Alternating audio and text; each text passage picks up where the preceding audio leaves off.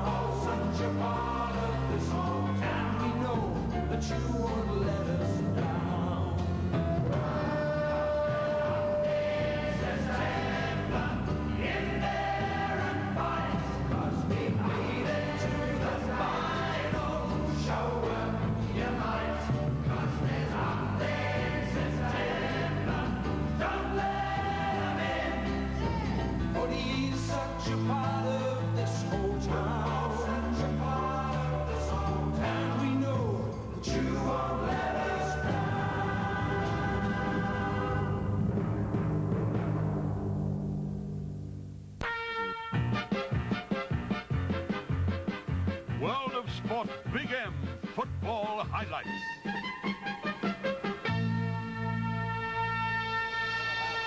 Here it is, Tiger Power. And that's why Jess holds the ball in one hand. Jess to Wakeman, the first goal of the game.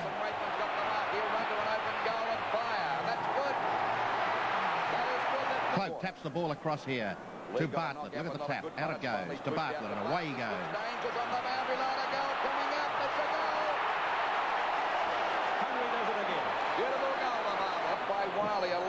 The strength of Cloak as he marks. Now they're looking pretty strong. Once again, Cloak shows his strength, runs on. Well, that one's offline. He should have gone back for a kick. Position, Jeff Rains is there. Rains to Wiley. And Wiley goals for the Tigers.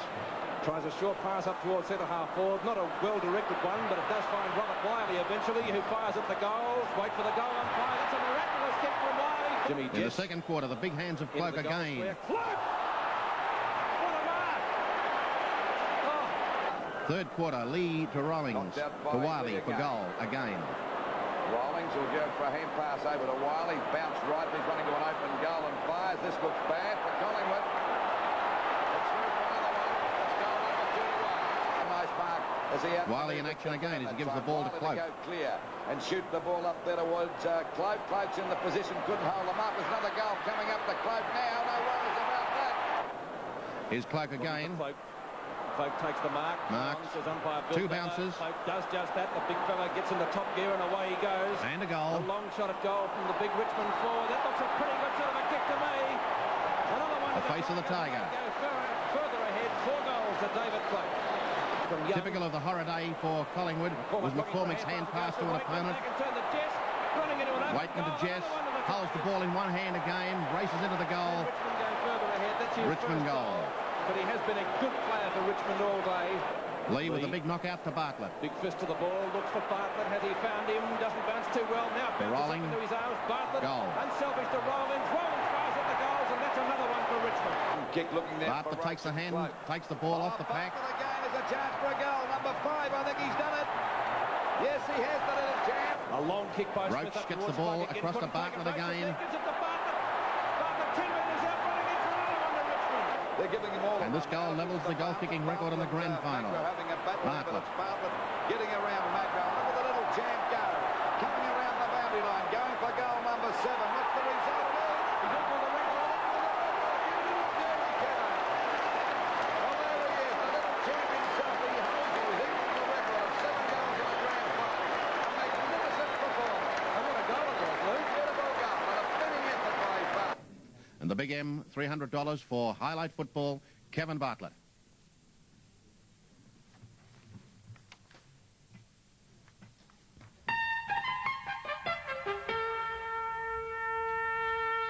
$100 and a gold nugget ham.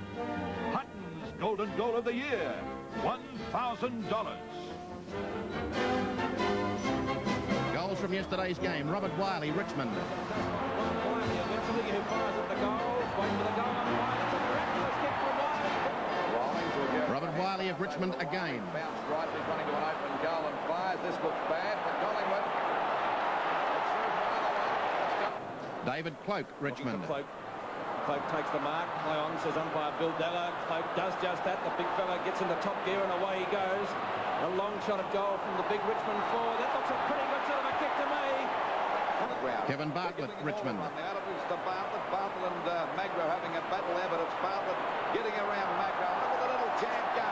Kicking around the boundary line. Going for goal number 7. What's the result? He's up with the record.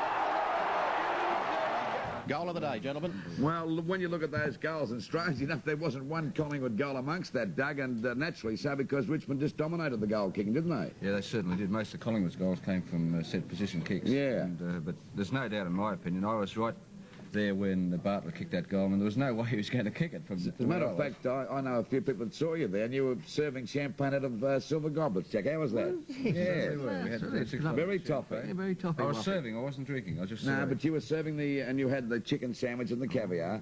So you go for Bartlett for the best goal. No, undoubtedly. What about you, John? I like that other fella too. John Wiley. All Wiley's real beautiful goals on the left foot there, but what a great season he's had. That great final series to Bartlett. That goal he kicked was extraordinary. You know what? Last night my brother said, was talking, he was a bit sad about Collingwood losing, and he said to me, he said, you know what?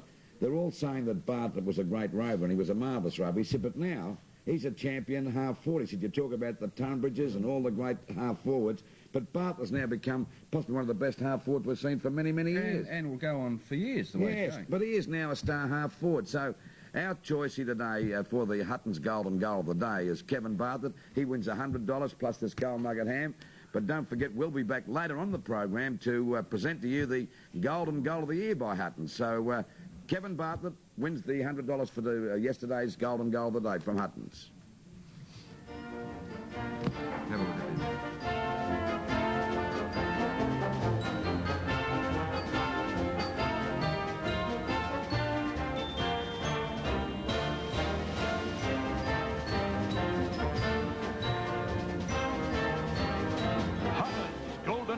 Day, $100 and a gold nugget ham.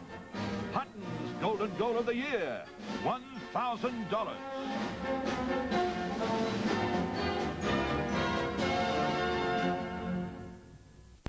Richmond coach Tony Jewell. The Tigers first scouted Tony Jewell as a 17-year-old learning his football the hard way at L.B. Panham's Academy of Hard Knocks at Oakley in the VFA. The Tigers saw in Jewell a tough, relentless competitor, and from 1964 to 1970, the sandy-haired plumber played 80 senior games with Richmond, mostly in defence or as a ruck rover. Jewell was part of the Tigers' 1967 premiership side, the first of 4 under coach Hafey, and the thrill of that victory provided him with a burning ambition to one day coach the club. Jewell played and coached Caulfield from 1971 to 1976, winning a flag in the association, but in 1977 returned to Punt Road to steer the under-19s to a premiership.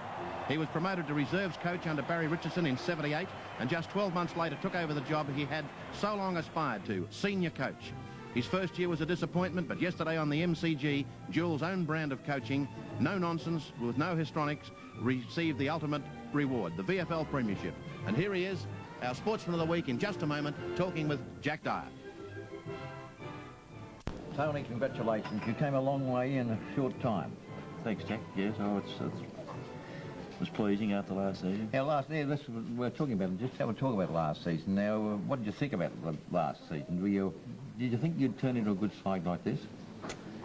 Yeah, turning point came halfway through the season and last year, and I thought the last game of the year against Essendon was just sort of, gave us something to go on with for this year. I just thought we really played well, and we were quite confident at the beginning of the season. And were you confident of getting the job the following season? Were you confident?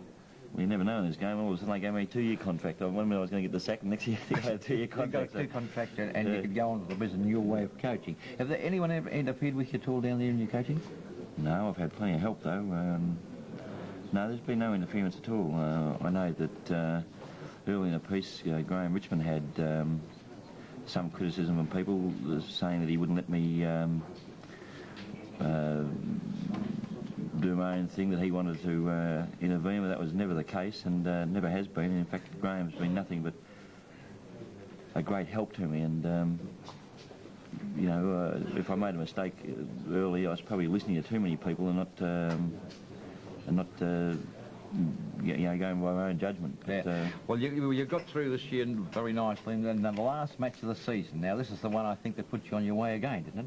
You wanted that badly, I reckon. Yesterday? No, the one at South Melbourne. You wanted that hiding bad. Well, it's well, probably, in retrospect, it probably did do us a world of good. And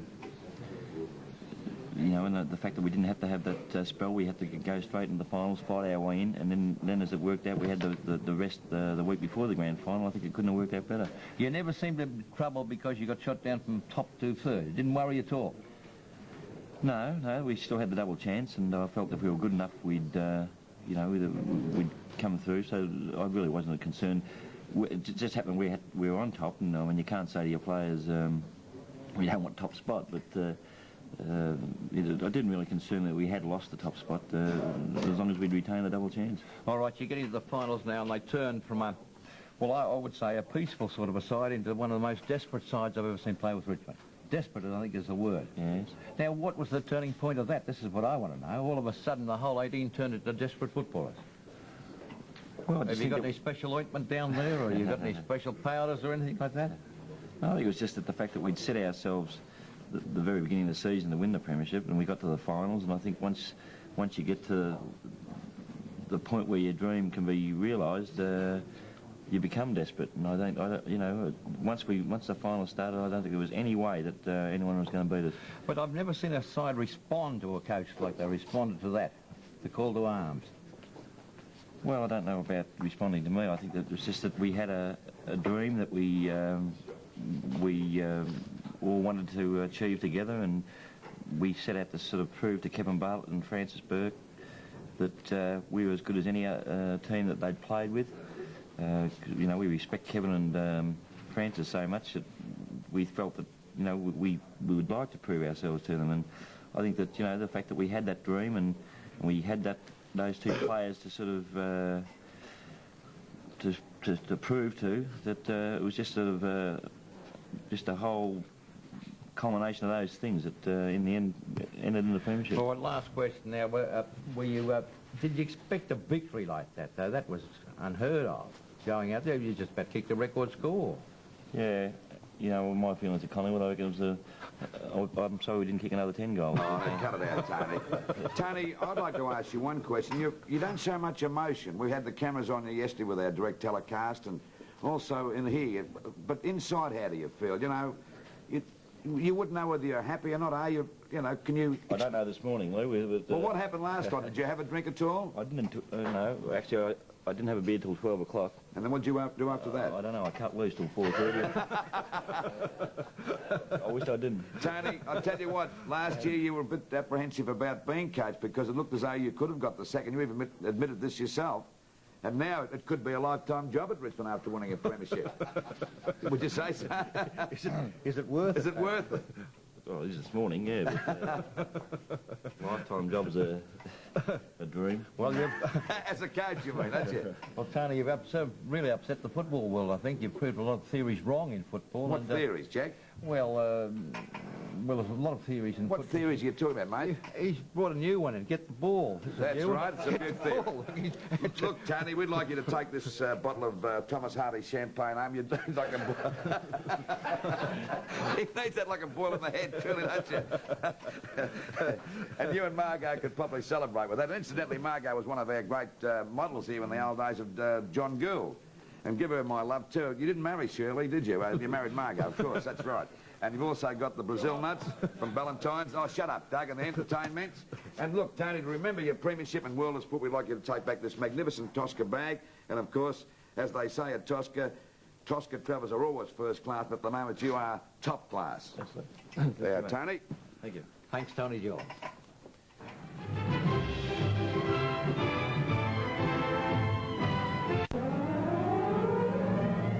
John Martin Holden, Mark of the Day, Mark of the Year.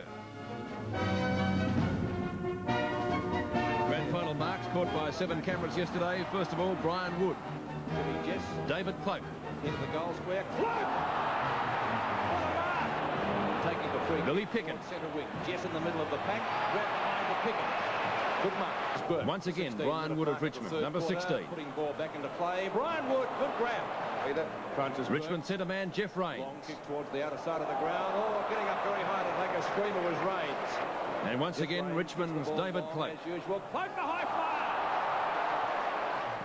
And Jeff Rains, our mark of the day, to win the $100 John Martin Award, and we'll be back later on during World of Sport for our presentation for the $1,000 Mark of the Year, and this one will also be considered for today's judging. For our Mark of the Year, it's Jeff Rains.